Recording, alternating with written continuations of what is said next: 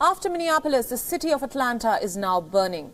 There have been violent clashes and the residents of the city are out on the streets protesting, asking the same question.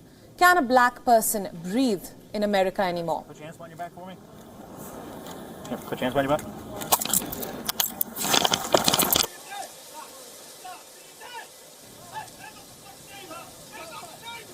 On your screens now are the visuals of Rayshard Brooks' final moments, where he struggled to run away from the cops, only to be shot dead.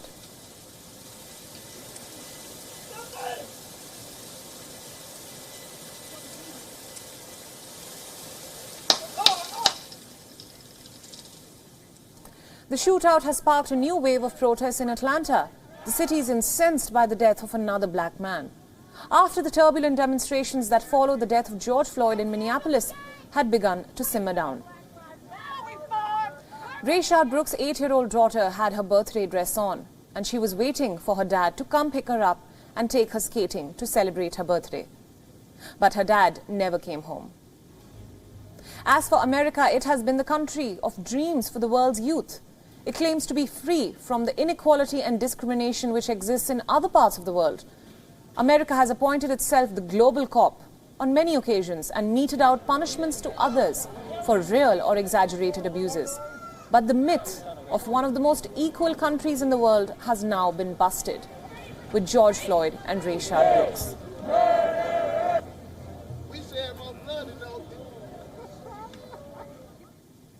For more details on this developing story, Jagriti Dave is now joining us live from Washington, D.C. Hi, Jagriti. Thanks for joining us. Now, another shocking incident of police brutality in Atlanta, which has now sparked more anger. We know the police chief in Atlanta has resigned. Tell us a little bit about the Black Lives Matter movement across the U.S. as of now. Yes, indeed. The protests across the United States have been going on for the last 3 weeks now since the killing of George Floyd in Minneapolis. And there were moments in the last 3 weeks where protests have flared up into violence because of clashes between protesters and the police. In the last few days, there have been some instances in places like Brooklyn in New York of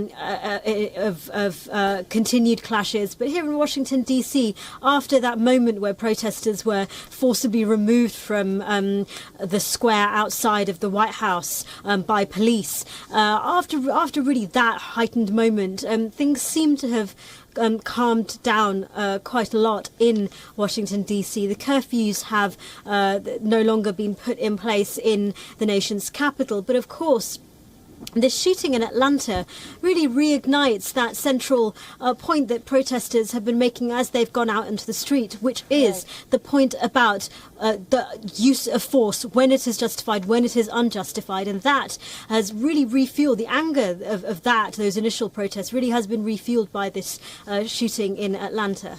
Right. So how is the Trump administration responding to this movement? He has recently threatened sports stars against taking the knee during sporting events.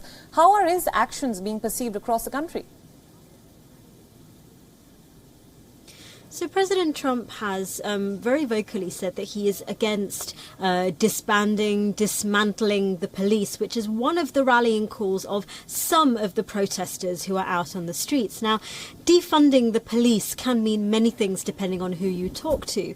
But the Democrats, for example, are talking about reforming the police. They're not talking about abolishing the police. And indeed, the Democrats in Congress have put forward a police reform bill that looks at banning the use or restricting severely the use of lethal force, banning chokeholds, making it easier for victims to sue in cases of misconduct, for example. Republicans in the Senate are also putting forward their own alternative proposals, which will come forward next week. And they perhaps will be offering a more limited vision of what police reforms might be. They would be very much against this idea of defunding the police, moving funding away from the police into services such as youth and social services, which is what the city council in Minneapolis is proposing to do, and which is what Mayor Bill de Blasio of New York has also said that he would like to do. Right. My final question. So these Black Lives Matter protests are now a global movement with different reactions from across the world. And now rumours are rife about the president's poor health, which has been dismissed by him, of course. But experts are now saying that the president may be losing steam in an election year, though it's still too early to make any predictions. So what really lies ahead for the Trump administration? Yes, it's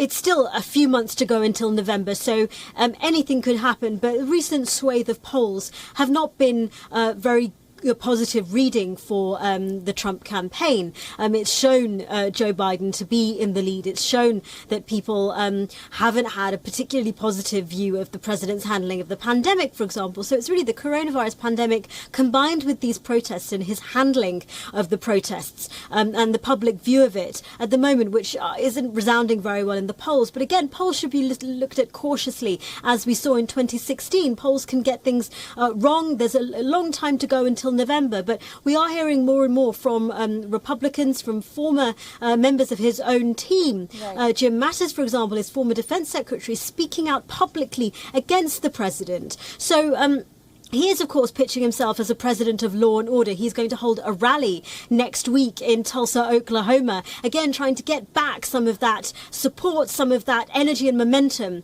that he holds, that his rallies he promotes. And so, again, it's a long road to the election. Many things could happen. But this is a president who is clearly sort of fighting to regain some of that momentum. Right. All right, Jagriti, thank you so much for joining us and all your inputs on this story.